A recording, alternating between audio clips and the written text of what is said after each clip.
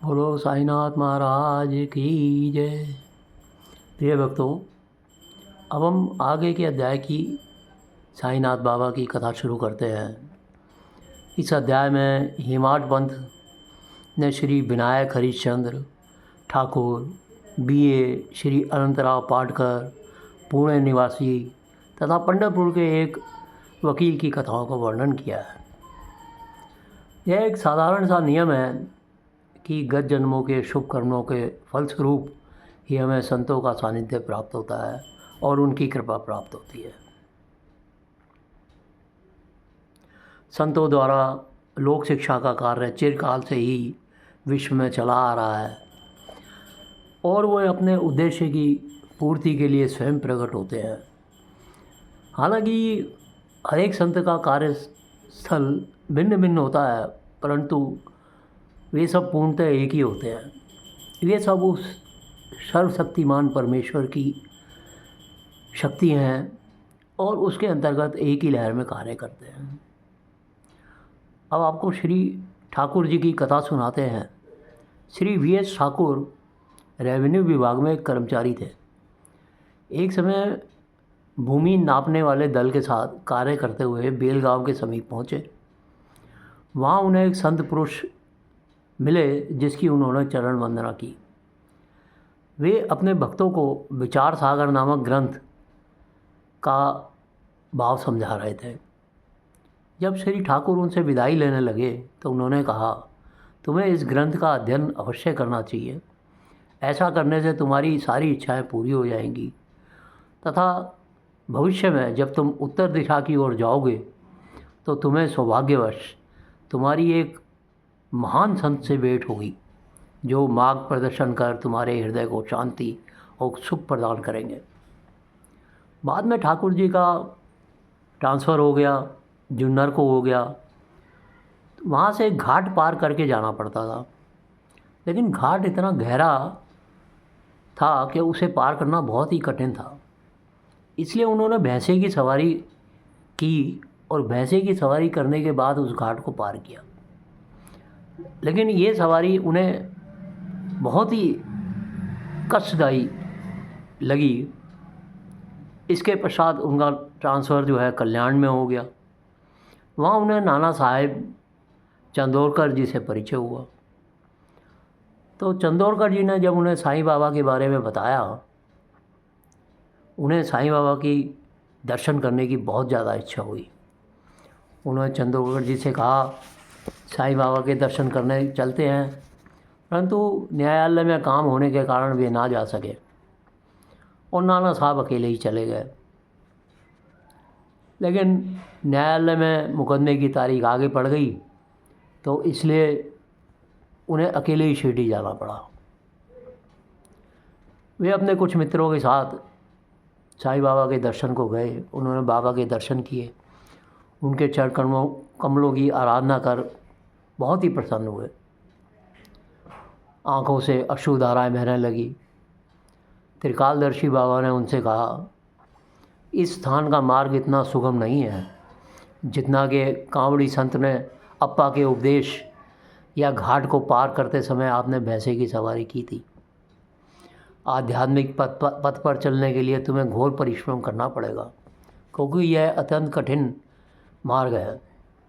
जब श्री ठाकुर ने बाबा के ये शब्द सुने और इसको कोई नहीं वे स्वयं जानते थे, तो उनकी खुशी बहुत बढ़ गई और उन्होंने दोनों हाथ जोड़कर बाबा के चरणों में अपना मस्तक रखा और उनसे प्रार्थना की, प्रभु मुझ पर कृपा करो और इस अनाथ को अपने चरण कमलों की शीतल काया में स्थान दो। तब बाबा बोले, जो कुछ अप्पा ने कहा था वह सत्य था। उसका अभ्यास कर, उसके अनुसार ही तुम्हें आचरण करना चाहिए। व्यर्थ बैठने से कुछ लाभ नहीं होगा। जो कुछ तुम पठन करते हो उसे आचरण में भी लाओ, नहीं तो उसका उपयोग ही क्या रहेगा। गुरु कृपा के बिना आत्मा की अनुभूति नहीं हो सकती है। यह शब्द जब ठाकुर जी ने सुने तो उन्हें बहुत प्रसन्नता हुई। इसके बाद दूसरी कथा सुनाते हैं। पूना के एक महाशय थे अनंतराव पाटकर। वो साईं बाबा के दर्शन के लिए आए, शिरडी आकर बाबा के दर्शन किए और बड़े खुश हुए। बाबा के चरण छुए और पूजन करने के बाद बोले, बाबा मैंने बहुत कुछ पढ़ाई करी है, वेद वेदांत उपनिषद इन सब का अध्ययन किया है, अन्य पुराण भी पढ़े हैं, फिर भी मुझे शांति नहीं मिली, इसलिए मेरा पठन जो है बेकार ही हो गया है। एक निरा अज्ञानी भक्ति भी मुझसे कहीं श्रेष्ठ है, और जब तक मेरे मन को शांति नहीं मिलेगी तब तक ये ग्रंथ पढ़ना बेकार है। मैंने ऐसा सुना है बाबा कि आप केवल अपने दृष्टि मात्र से और विनोदपूर्ण वचनों से ही दूसरे के मन को शांति प्रदान कर देते हो। यही सुनकर मैं आया हूँ, मुझे आशीर्वाद दीजिए।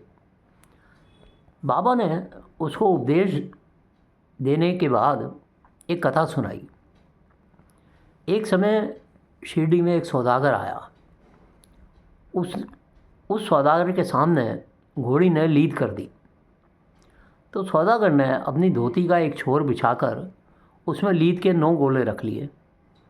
इस प्रकार उसके चित्त को बड़ी शांति प्राप्त हुई। लेकिन पाटणकर इस कथा को कुछ भी नहीं समझ पाए। उन्होंने कहा, घोड़े की लीद का और इस बात का मेरे से क्या मतलब है। इसलिए उन्होंने गणेश दामोदर जी से बाबा के कहने का अर्थ पूछा। तो गणेश जी ने कहा कि मैं भी कुछ ज़्यादा नहीं जानता हूँ, लेकिन ये नव विद्या भक्ति है। नव विद्या भक्ति क्या है? श्रवण, कीर्तन, नाम स्मरण, पाद सेवन, अर्चन, वंदन, वास्य, संख्य, आत्मनिवेदन, ये भक्ति के 9 प्रकार हैं। यदि इनमें से एक को भी सत्यता के रूप में लाया जाए तो भगवान श्री हरि अति प्रसन्न होकर भक्त के घर पर आ जाते हैं। आपकी समस्त साधनाएं, जप तप, योगाभ्यास, वेदों का पाठ पठन में जब तक भक्ति ना हो बिल्कुल बेकार है। इसलिए वेद ज्ञानी, ब्रह्म ज्ञानी कीर्ति भक्ति भाव के भाव में निरर्थक है।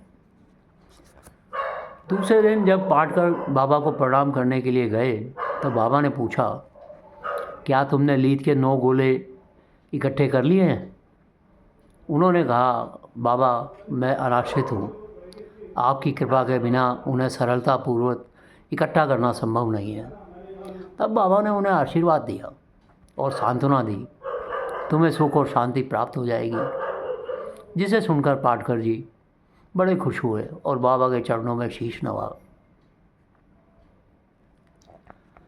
भक्तों के दोष को दूर करने और उन्हें उचित पथ पर लाने की बाबा की त्रिकाल दर्शिता की एक छोटी सी कथा और बताते हैं।